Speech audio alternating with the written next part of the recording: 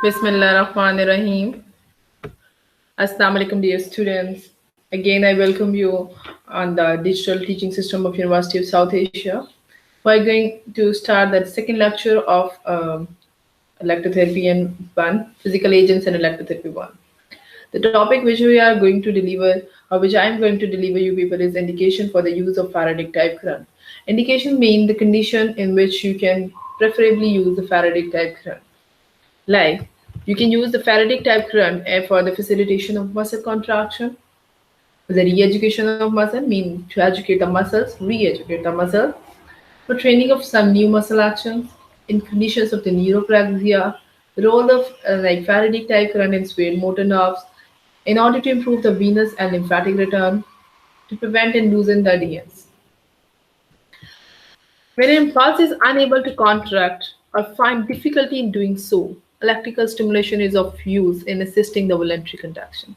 Means when a muscle is not able to contract, you can get help with the voluntary contraction with the electrical stimulation by Faraday type current. A muscle contraction is actually the result of complex integration of the neuronal structures both at the spinal level and higher centers to represent the following events. Like what it's going to do is, this is a picture of a muscle spindle. You can see Golgi tendon organs, muscle spindle innervation.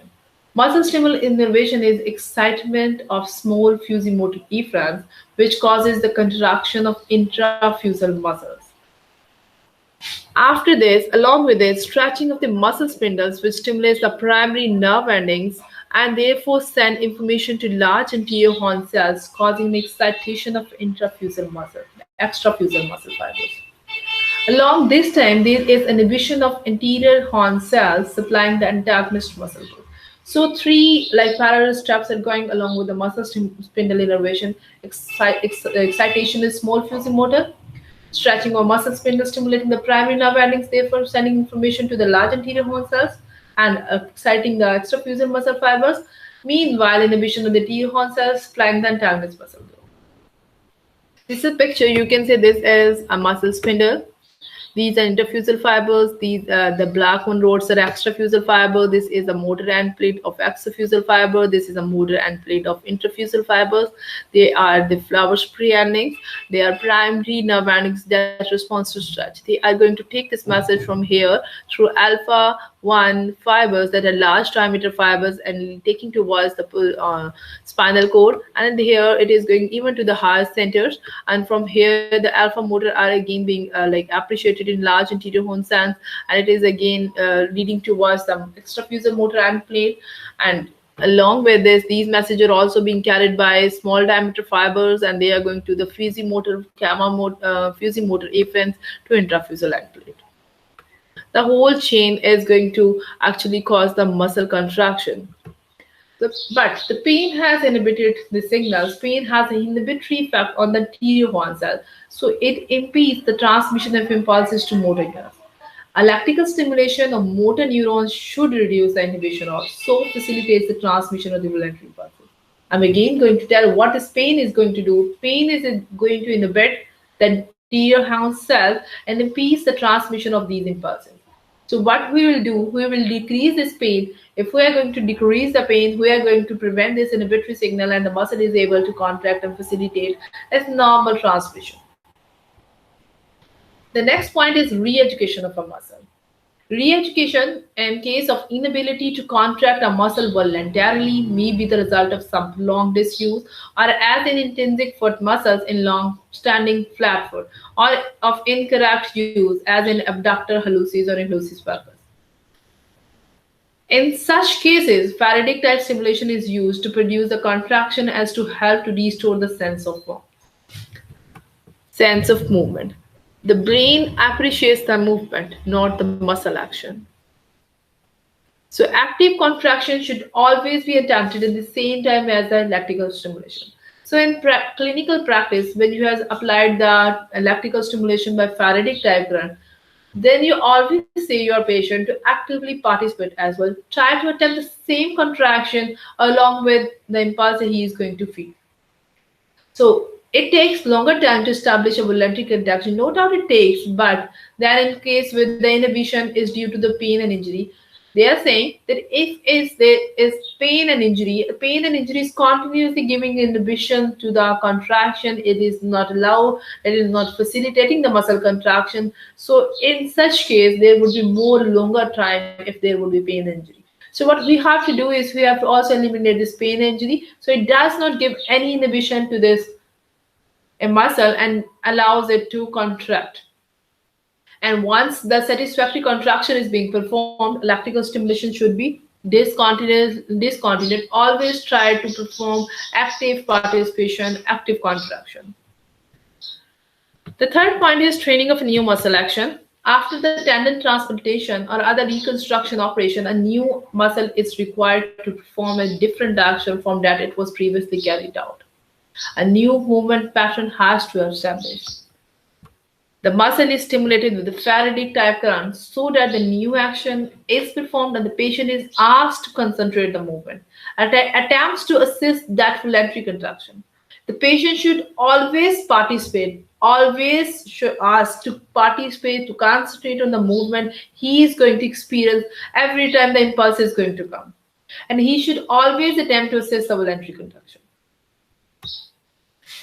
Obviously, it takes a longer time than re-educate an action when the muscle has previously performed. This is a picture to show you ACL reconstruction injuries. In sport injuries, whenever there is some ACL tear, what is going to happen is the normal action of ACL is to prevent the forward translation of tibia during knee flexion.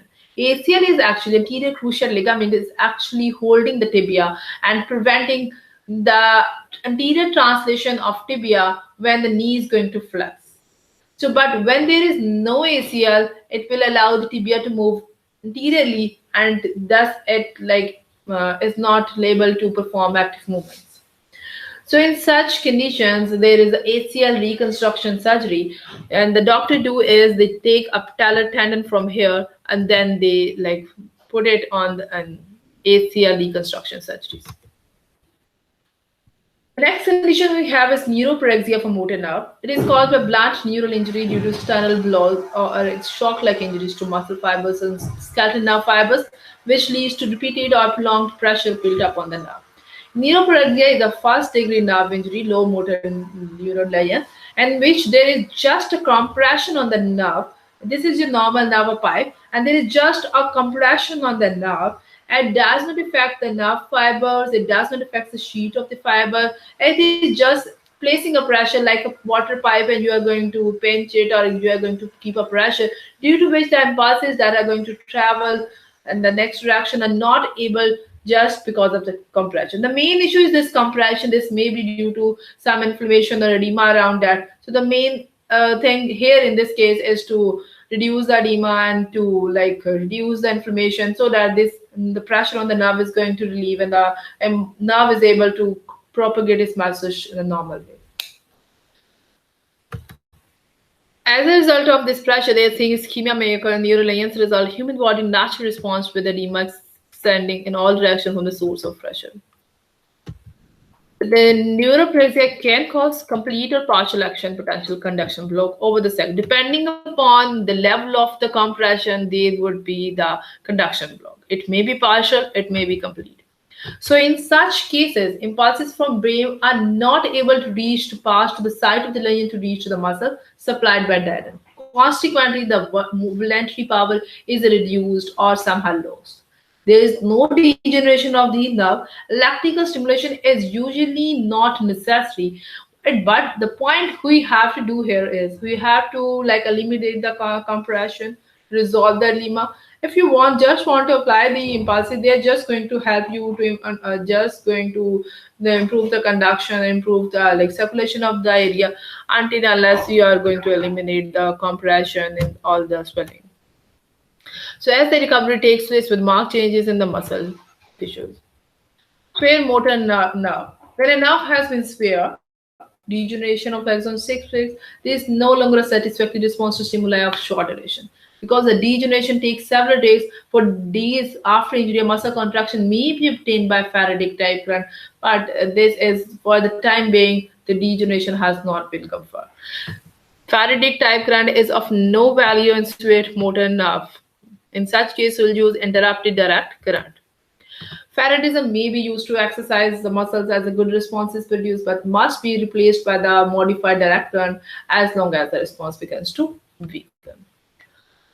We can also use the Faradic type current in order to improve the venous and lymphatic currents. As we say, when the nerve is being initiated, it is going to convey the message to the muscle, and the muscle is going to contract. It is going to exert a pumping action, and it is going to increase the venous and it is going to increase the lymphatic return. So this treatment is more effective. The current is applied by method named as Faradism under pressure, we studied in the previous lecture, in order to relieve the edema. The last indication of Faradic type current is prevention and loosening of adhesion. So whenever there is a fever into the tissues, there would be adhesion formation. So it can be prevented by moving the structure with respect to each other. If adequate movement is not possible, you can apply the electrical stimulation. Adhesions may be stretched and loosened by the muscle contraction. This was all about the indication. The indication is the facilitation of muscle contraction. The second indication is re-educating on the muscle, then training of new muscle action, improve the venous return, improve the lymphatic return to prevent the adhesions. Then we have studied about neuropraxia. Then we have studied about the swayed motor nerve, where it has no role. Now we are going to discuss the techniques of application of the treatment of Faradic type current, and slightly discuss about the motor points. Low frequency electrical stimulator with automatic surger are available in market, such as smart Bristow Faradic coil. The operator should always test the apparatus by attaching the leads and electrodes to the terminals. So put your hand on the moistened electrodes, gradually increase the intensity, and you experience a mild prickling sensation. Describe the patient the sensation you feel, and make sure the patient can feel the impulse contraction produced. Make sure the apparatus is far enough from some operating diathermy. If the apparatus surge automatic, the duration and frequency should be tested before applying.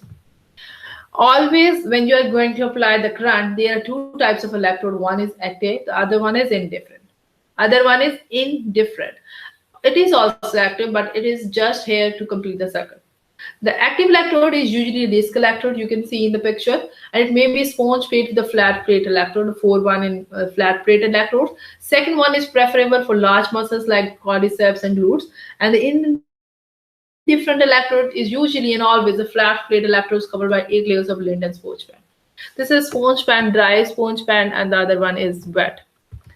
These are different sizes of the electrodes that can be used according to, they are all rounded. You can see the significance, why the ends are rounded, we'll discuss soon.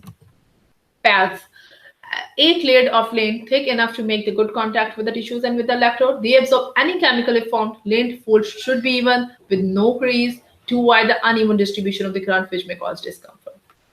The pad and the lint covering the disc electrodes should be soaked in 1% slide. It would be more preferable. Tap water can also be used, but the addition of salt can reduce the resistance of wetting solution. Electrodes should always be 1 centimeter smaller all around the pads. They should be 1 centimeter smaller so that they can easily fit inside to reduce the danger of the coming in contact with the skin, can cause the uncomfortable contraction of the current. Possibly damage to the tissue from the chemical action. The corner should be round. They might not get bent or dig into the sponge. They may cause concentration of the current, so avoid this. Always prepare the patient after preparation of the apparatus. Remove the clothing of the area to be treated. Support comfortably in a good light. Check the patient record and referral report. Look for any contraindication if present. Look either the female, if a female patient, if she is 25 to 30 years old, you are suspecting she is married, then confirm either she is pregnant or not. You should never apply any current around the abdomen, around the pelvis, around the back of that area. Patient should always be explained the treatment nature and sensation to be experienced and does not undo and tell the don'ts and does. Climate should be warm, otherwise the muscle contraction will not respond well. Can modify the position according to the effects required. Adopt the easiest position that is required for the muscle contraction. If the aim is to re-educate the muscle action, the patient is arranged so that the movement is produced when the muscle contracts. Skin always have a high resistance for the current, so wash this with soap and water to remove the natural oils. The indifferent pad is firmly bandaged and strapped, should be of larger size. If it is of larger size as compared to active electrode, it avoids the current density as it prevents unnecessary motor and sensory stimulation if it is larger in size. Should be covered with a plastic sheet to avoid the moistened patient clothes. Now we're going to discuss the definition of motor point. It has been described with different definitions like motor points are frequently at the junction of upper and middle one-third of the fleshy belly of the muscle. Motor point is the place where an electrical stimulus will produce the greatest concentration, contraction, the least amount of the current. If it is usually set to the area of the skin over the location where the motor nerve enters the muscle. This is the electrode. You can see here, this is the motor point of this muscle. These are motor points of some of the muscles applied by the facial nerve. You have actually memorized these points. This is the motor point of frontalis. This is the motor point of corrugator. This is the ear, and at the level of the eye, this is the motor point of facial nerve upper branch. And at the level of the earlobe, this is the motor point of middle branch of the nerve. And at the below the ear, this is the motor point of the facial nerve trunk. Here there is the motor point of the lower branch of the nerve. Similarly, you can also say orbicularis oris, muscles of the nose, the vagus of the upper lip, oculi. This one is orbicularis oris. This is lower orbicularis oris. Then similarly, buccinator, depressor anguli oris, depressor labii inferior, and mentis. So these are the motor points. At these points, you have to apply the current FARADIC type current in case of Bell's or facial palsy. These are some of the motor points of interior aspect of the arm. You have to go through it. Some of the motor points of posterior aspect of the arm. Similarly, some of the motor points of the hands. Some of the motor points of the posterior aspect of the hand, dorsal aspect of the hand. This is about the anterior aspect of the leg, posterior aspect of the leg. These are all motor points of the back. You can also stimulate in groups of these muscles. Thank you so much. This was all about the FARADIC type current. So today we are going to end the FARADIC type current into 2 sessions. Inshallah, I'll see you in the next coming lectures with new topic.